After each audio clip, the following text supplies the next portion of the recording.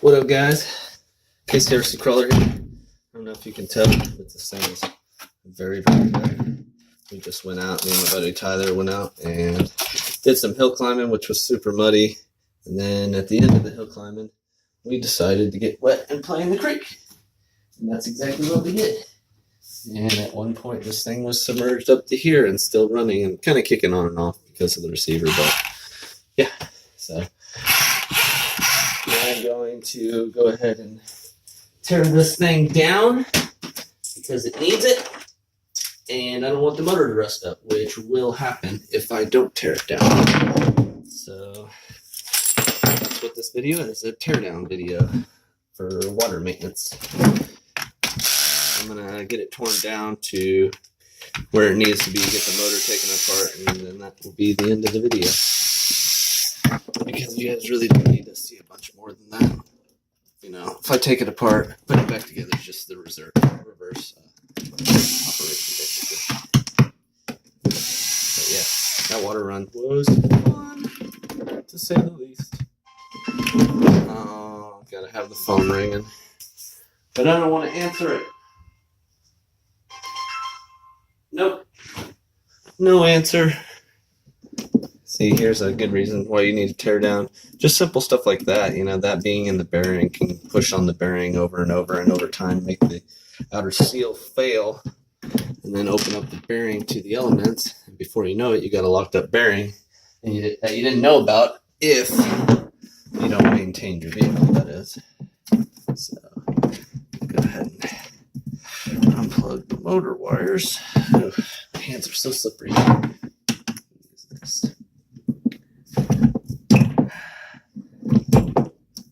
And it's good just to take this stuff apart after you get it this wet, just to kind of let it dry. Even if you don't completely tear everything down, open it up and just let it air dry. It'll keep you from having to buy a new motor or going out your next run and all of a sudden your motor's locked up or your training's locked up or a number of other things. Your axles can lock up if you get too much water in the bearings.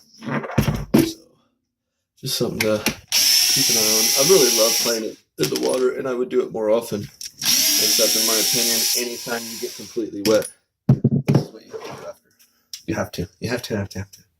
So if you don't do it, you're just not going to have much fun next time you go out. Just plain simple guarantee. FYI, or whichever one it is, Savic servos, their weatherproofing seal from the factory does keep water getting into the servo, surprisingly enough. Because the servo I'm running is not waterproof, but it was underwater the entire time without a single failure. Okay. Yeah, see, you can, I mean, it's got water standing on it. She was a little, the motor was definitely a little bit irritated with me at the end of the run. The sensor wire still worked, but you could tell it was just, I don't know if there was just so much water inside the motor that it was making the motor glitch or what exactly. We're going to find that out real quick here in just a second. Motor map down. That'll flatten out.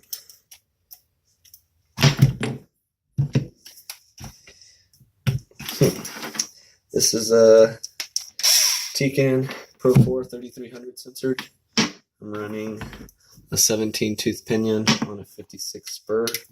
I know that sounds pretty dang high, but I'm running a small 1.9 tire, which spin up great with that combination and also actually crawl great, surprisingly enough. There's not too much pressure being put on the motor that it doesn't work with that combo. My advice, guys, if you don't do this a lot, keep your servos organized so you don't get them mixed up. I've myself and tons of other people, and you eventually, if you haven't, you do it enough, you'll get it.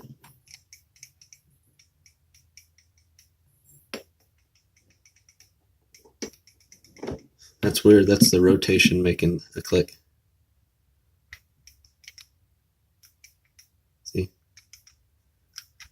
That's a noise that should not be there. It's been making a noise for a little while. Guess we'll have to get into that a little bit more. See if there's any real issue.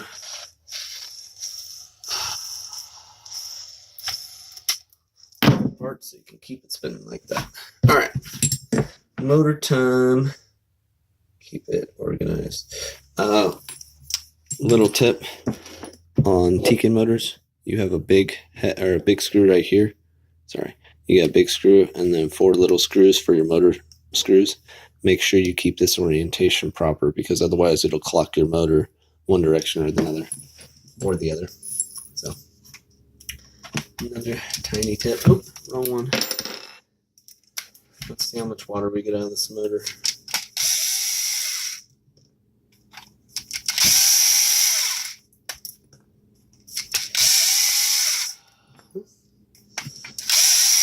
Most motors only have 3 screws. These Tekin motors have 6, and they're usually 3 long screws, but the Tekin motors have 6 tiny short ones. So, another thing, when you pull your motor apart, a good thing to do is when you pull on the shaft, or the stator shaft, you're supposed to be able to, like, when you put it back together, you're supposed to put a piece of paper around it so when you slide it in, it doesn't rub against the inside of the magnets and kind of cause any damage. I'm not going to do that because this motor's got a ton of use. I'm not really too worried about it. It's actually got enough use that this cap doesn't even want to come off the shaft. I'm just going to pull it out. And also keep an eye to make sure. Some motors have, a copper bushing. They'll have washers. They'll have a wavy washer. Just make sure when you pull this out, you keep a close eye on that and don't lose it if you do have it. Let's see if I can. Damn!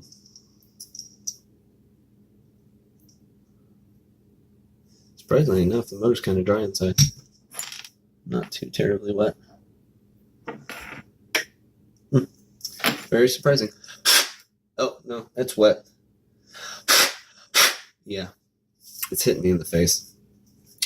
Well, guys, I think that's about it for the video. The one other step I'm going to do to make sure and get the water out is I've actually got to go to work for a little bit here in a minute. So I'm going to go to work and use the compressor up there and spray this motor out. That way I don't have to deal with it locking up later. I have ran one of my Castle motors, which I actually have. This motor got wet, and I made the mistake of, and I thought it was sealed, but I made the mistake of not cleaning it out, and